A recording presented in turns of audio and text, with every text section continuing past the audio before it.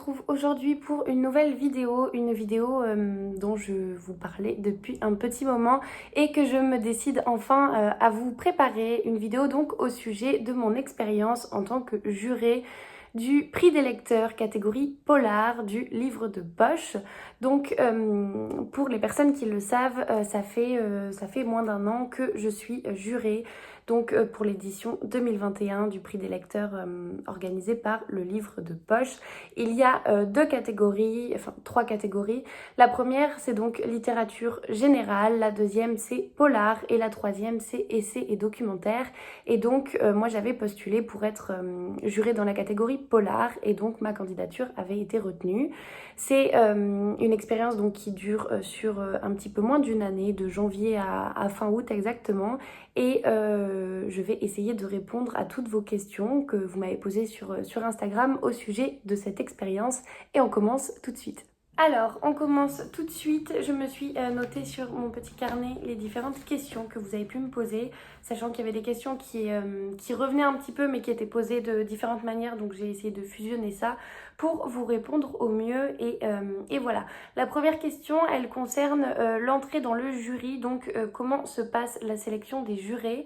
Alors, comment elle se passe exactement, je ne sais pas puisque je ne suis pas dedans, mais de mémoire, en fait, le livre de poche ouvre les candidatures en fin d'année, donc je crois, si je dis pas de bêtises, que c'est en décembre.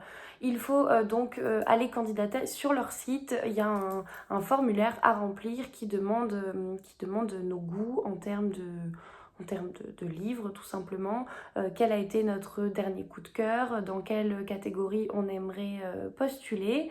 Il faut, je crois aussi de mémoire, parler de certains livres donc, qui ont été nos coups de cœur. Il ne faut pas simplement donner le titre, il faut en dire un petit peu plus.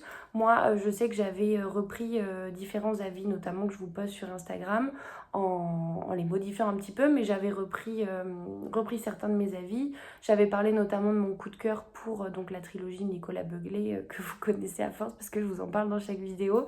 Mais par exemple, c'était une des choses que j'avais mises ici. Et voilà, il nous demande à peu près combien de livres on lit par mois. Il n'y a pas besoin d'en lire 10 ou 12 par mois, pas du tout. Simplement, le prix des lecteurs, en fait, c'est en moyenne 3 livres par mois à lire.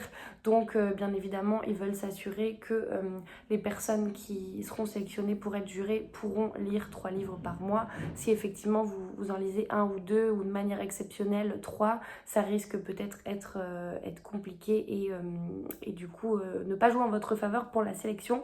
Mais voilà, il y a un questionnaire à remplir. De mémoire, je crois que c'est en fin d'année. Il faut surveiller le compte Instagram de Livre de Poche qui mentionne quand les candidatures sont ouvertes.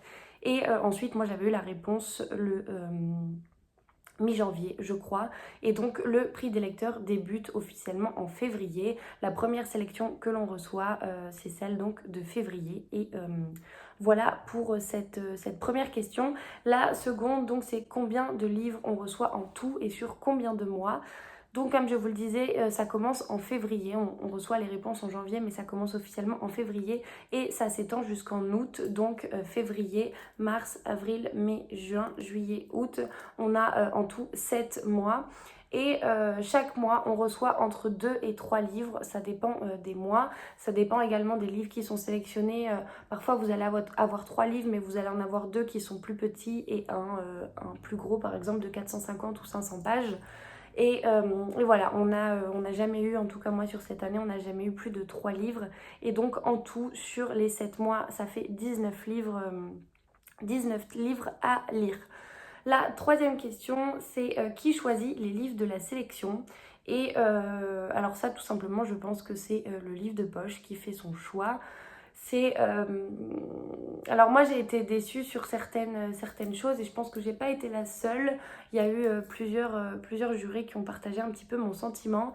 On a eu dans cette sélection des livres, donc on était dans la catégorie polar et on a eu parfois des livres où moi la première j'ai pas vraiment trouvé le lien avec la catégorie polar, donc certains c'était vraiment du roman noir, d'autres parfois c'était même du roman d'aventure, mais ils ont été classés dans la catégorie polar. Alors pourquoi, qui, quand, comment, je ne sais pas.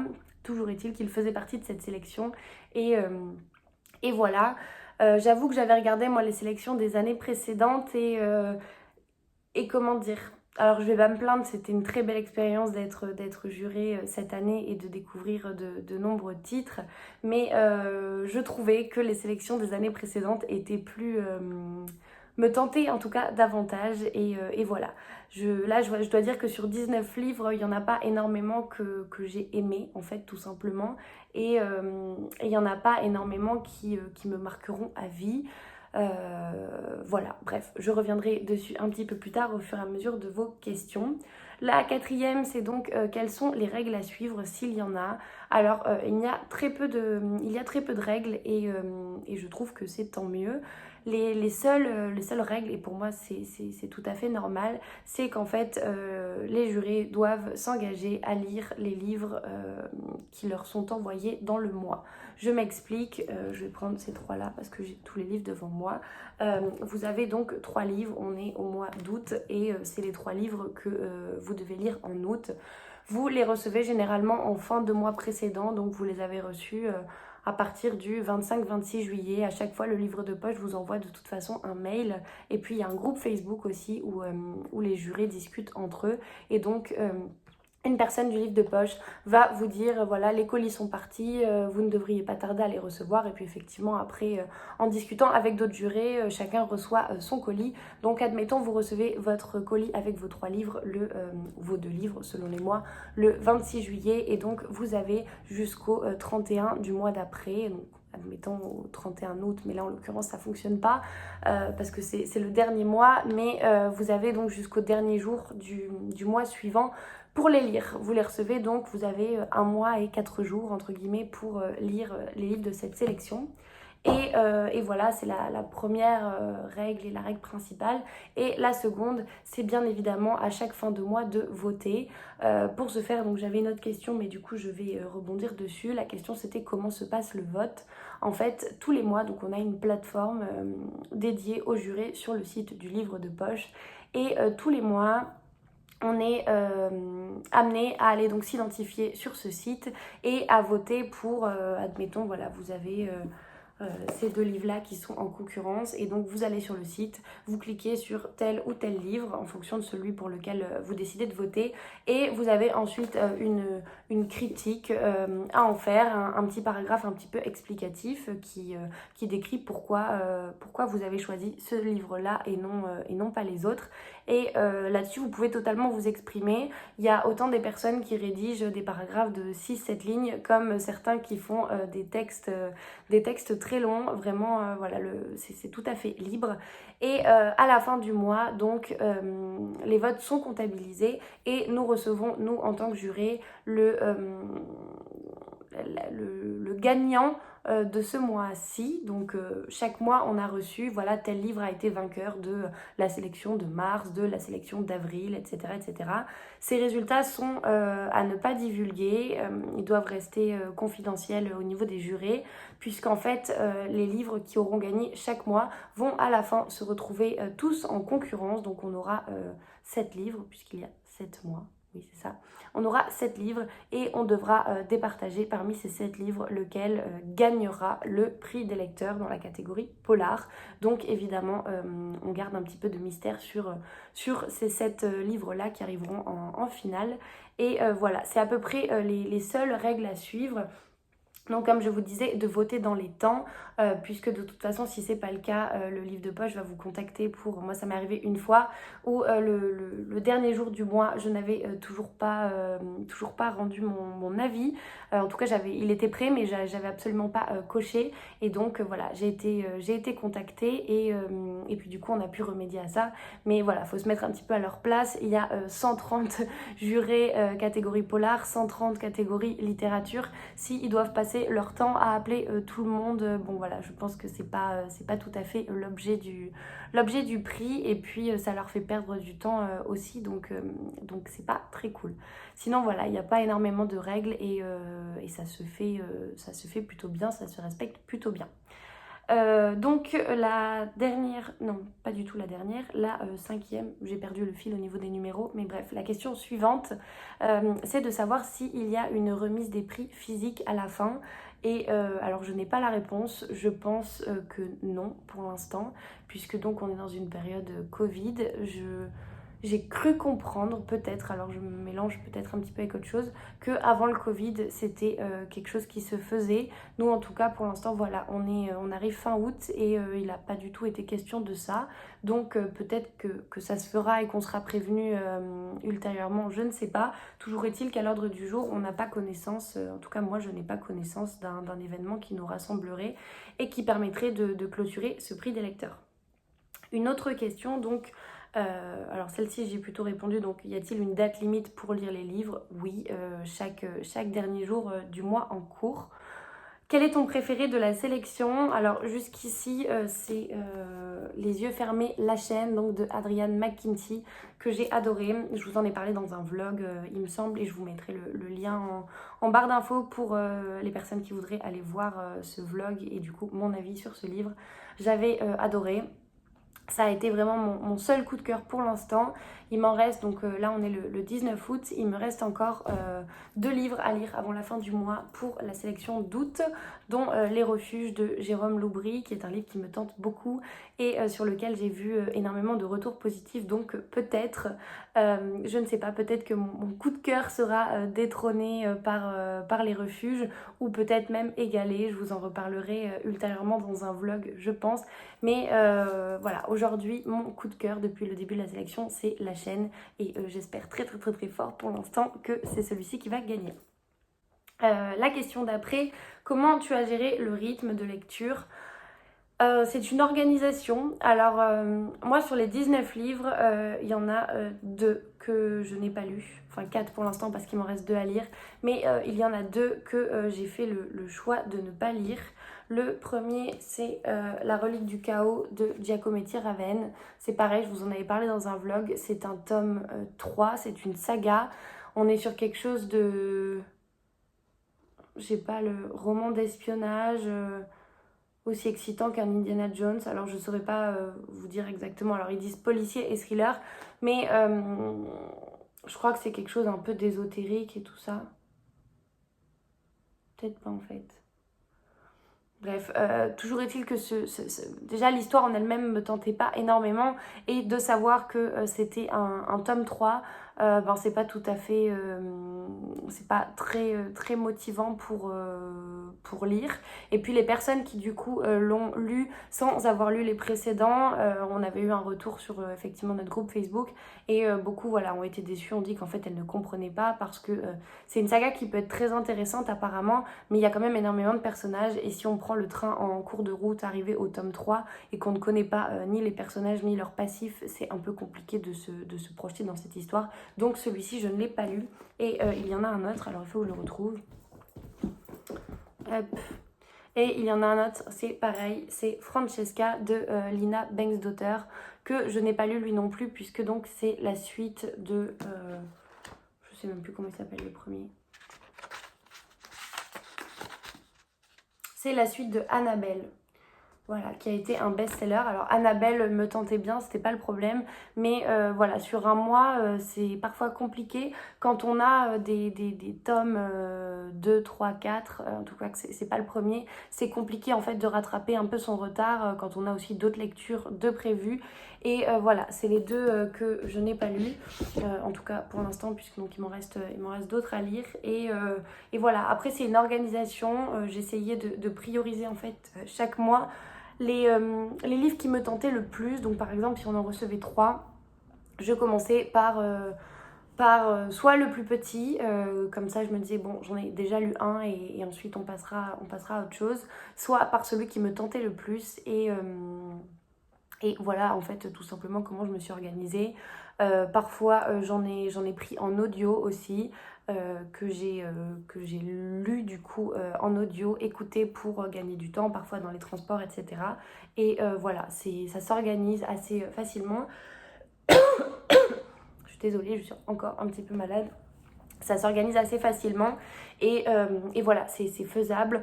On n'est pas sur du 6-7 livres à lire par mois, on est sur du 2-3. Donc voilà, disons que quand on s'engage en tant que juré, ça fait partie du job de juré. Et voilà, après, il n'y a aucune obligation, entre guillemets, de lire tous les livres, tout simplement parce que voilà, on vous fait pas une interrogation sur les 3 livres que vous avez reçus, par exemple, ou sur les 2 livres. On vous demande juste d'en choisir un à la fin. Et donc, c'est dans votre intérêt d'avoir lu tous les livres de la sélection pour être capable de choisir au mieux et pas de voter au pif. Donc voilà, c'est du bon sens, on va dire. La question suivante, est-ce qu'il faut obligatoirement en parler sur les réseaux? Alors, pas du tout. C'est-à-dire que donc sur les 130 jurés que nous sommes dans la catégorie polar, je pense qu'il y en a énormément qui n'ont tout simplement pas de compte Instagram, qui ont un compte Facebook, certains parce qu'on en discute sur notre groupe Facebook, mais c'est pas pour autant qu'ils en parlent sur leur réseau. Il y en a qui le font, il y en a qui ne le font pas. Tout le monde est libre de faire ce qu'il veut et ce n'est absolument pas rédhibitoire pour être juré. Vous n'êtes pas du tout obligé d'avoir un compte dédié à vos lectures, d'y consacrer un temps fou à en parler sur un blog, à en faire des vidéos. Ce n'est pas du tout une obligation et voilà. Il y a des jurés de tous les âges. Je suis désolée. Il y a des jurés de tous les âges, des personnes qui n'ont même pas voilà, certains réseaux sociaux. Et selon moi, voilà, ce n'est pas du tout obligatoire. On a tous des profils très différents et c'est justement ce qui fait la diversité. Donc non, absolument aucune obligation d'en parler sur les réseaux. C'est vous qui faites ce choix. La seule chose que je vous disais, donc, c'est que à chaque fin de mois, quand on reçoit donc le vote final du mois, le résultat, mais c'est bien spécifié dans les mails, le résultat est confidentiel et il ne peut être divulgué avant la fin officielle du prix, donc qui aura lieu fin août ou début septembre. Voilà. Doit-on lire donc tous les livres reçus? J'y ai déjà répondu.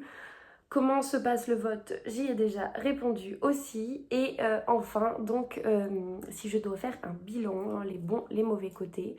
Les bons côtés, selon moi, c'est que donc sur 19 livres, j'ai fait de jolies découvertes. Ça, c'est sûr. Je me suis tournée vers des auteurs que je n'aurais spontanément pas lus, pas achetés. Typiquement, donc celui-ci qui a été mon coup de cœur me faisait déjà très envie quand je l'avais vu en librairie, donc je l'aurais acheté, celui-ci, je le sais. Mais à l'inverse, le dilemme, je me serais pas nécessairement portée sur ce livre et pour autant j'ai passé un agréable moment en le lisant. Joueuse de Benoît Philippon, c'est pareil, c'est un livre qui, alors je connaissais de nom cet auteur, mais je me serais peut-être pas penchée sur ce livre particulièrement, et finalement ça a été une bonne surprise. On a également, alors je vais pas tous vous les faire, mais on a également Oyana, qui était un tout petit livre que j'ai beaucoup aimé sur l'ETA, donc l'organisation terroriste qui a sévi au Pays Basque. Je sais plus exactement à partir de quelle année, mais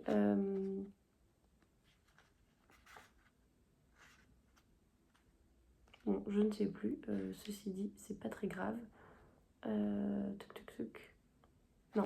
Bref, sur l'organisation donc terroriste de l'ETA au Pays Basque, que j'ai trouvé très intéressant, très court malheureusement, mais très intéressant.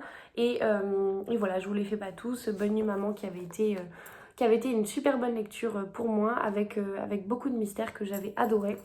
Bref, il y a eu de très belles découvertes. Il y a eu pour l'instant donc qu'un coup de cœur, un demi-coup de cœur si on compte celui-ci.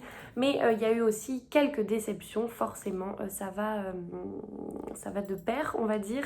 Puisque, comme je vous le disais, on a eu pas mal de livres qui ont été envoyés, qui sont des suites. Je prends l'exemple, alors je suis désolée, je fais mon petit micmac, mais j'ai tous les livres qui sont dessous. Je prends l'exemple de Celle qui pleurait sous l'eau de Nico Taquian. Nico Taquian, moi, c'est un auteur que j'aime assez. J'ai lu pas mal de ses livres, enfin j'ai même lu tous ses livres, sauf son dernier Solitude qui est sorti qu'en brochet. Mais j'ai lu tous ses livres jusqu'ici. Et dans cette histoire, on va retrouver le commandant. C'est un commandant? Bon, je ne sais plus si c'est un commandant. Bref, on va retrouver ce policier qui s'appelle Tomar Khan. Et Tomar Khan, donc au-delà d'être un policier, c'est un personnage qui est quand même assez torturé, qui a une vie personnelle assez tumultueuse. Il s'est passé pas mal de choses, c'est assez sombre, enfin voilà. Et donc moi j'avais lu tous les précédents et je me suis mise à la place en fait de certaines personnes qui n'avaient jamais lu de livre de cet auteur, qui ne connaissaient pas ce personnage de Tomar Khan. Ça a été pour eux un peu compliqué de le situer tout simplement. On parle donc notamment de Rhonda, en fait Tomar Khan a une relation avec Rhonda qui est donc sa coéquipière qui travaille aussi donc pour la police et je trouve que si on n'a pas le passif entre ces deux personnages c'est un peu dommage. Après ce n'est que mon avis, mais ça c'était donc le premier livre qui déjà donnait un petit peu le ton. Je m'étais dit bon peut-être que c'est une exception, peut-être que ce sera le seul en fait qui n'est pas une suite. Il y en a eu d'autres, je vous parlais donc de Francesca qui était un tome 2, de celui-ci qui était un tome 3. Qu'est-ce qu'il y a eu d'autre Bon, je sais plus exactement. Non, je crois que c'était à peu près tout. Et après, j'ai eu aussi alors une grosse déception. Vraiment un livre que je n'ai pas du tout aimé. Mais bon, ça arrive hein, sur le volume de 19. C'est Tache Rousse. Tache Rousse de Morgane Montoriol que vraiment je n'ai pas du tout aimé. Pour moi, ça n'avait rien à faire dans un polar. C'était une espèce de roman noir où voilà, j'avais envie de mettre des gifles là, au personnage principal.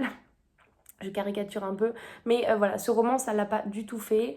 J'ai lu les dernières pages en diagonale, chose qui m'arrive quand même assez rarement.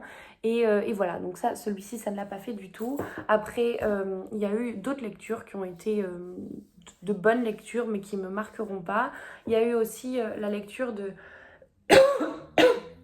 Pardon, de Denali, donc de Patrice Guin, qui était une très bonne lecture, c'était très sympa, sauf que pour moi, il n'a rien à faire dans Polar. C'est un roman où on va suivre donc Matt qui est un adolescent, même un jeune adolescent, qui est totalement livré à lui-même, donc ça se passe dans le Montana, et en fait, on va suivre cet adolescent perdu qui va se débrouiller tout seul, qui va se nourrir tout seul, qui va devoir faire face aux frasques de son frère aîné. Mais en fait, à aucun moment, c'est un polar, à aucun moment, même c'est un roman noir. C'est plus pour moi une sorte un petit peu de roman d'aventure, puisqu'on va partir un petit peu avec lui dans ses aventures. C'est quelque chose d'assez lent, d'assez contemplatif. Enfin voilà, il n'y avait pas d'action. On ne peut pas dire qu'il se passe grand chose dans ce livre. C'était pour autant une belle lecture. Mais voilà, ce n'était pas du tout ce à quoi je m'attendais quand je suis rentrée dans ce jury pour une sélection polar ou même thriller. Ça n'avait rien à voir avec ça.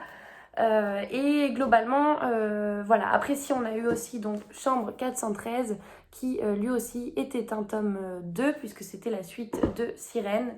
Et voilà, à peu près, je vous ai résumé un peu les pour et les contre, dans le sens où j'ai fait de très belles découvertes.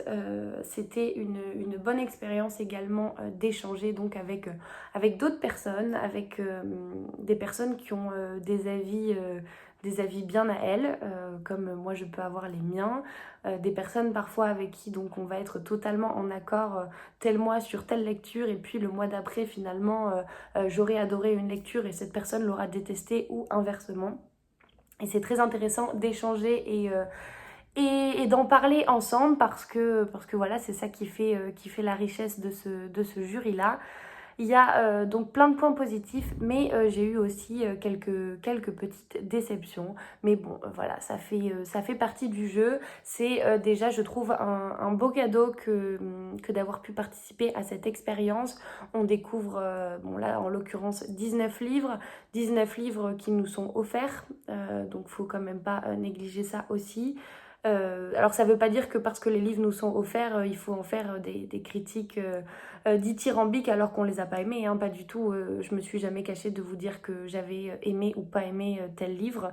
Là-dessus, on est bien d'accord. Mais voilà, c'est une belle expérience. Ça permet de découvrir des livres et qui plus est des livres récents, puisque généralement, c'est des livres qui viennent de sortir ou qui sont sortis sur l'année en cours en poche, au livre de poche. Donc voilà, pour cette expérience, c'était une belle aventure de 7 mois. Pourquoi pas d'ici quelques temps recandidater, je ne sais pas, on verra. C'était vraiment sympa et puis voilà, j'espère que les titres de l'année prochaine seront tout aussi intéressants et que cette vidéo vous aura peut-être donné envie de participer et de devenir juré pour le prix des lecteurs. Et si c'est le cas, voilà, n'hésitez pas à m'en parler en commentaire, même à me poser vos questions si jamais il y en a certaines auxquelles j'ai pas répondu. Vous pouvez me les poser ici, vous pouvez me les poser sur Instagram et puis j'essaierai d'y répondre au mieux. Et voilà, je m'arrête ici et puis je vous dis à la prochaine.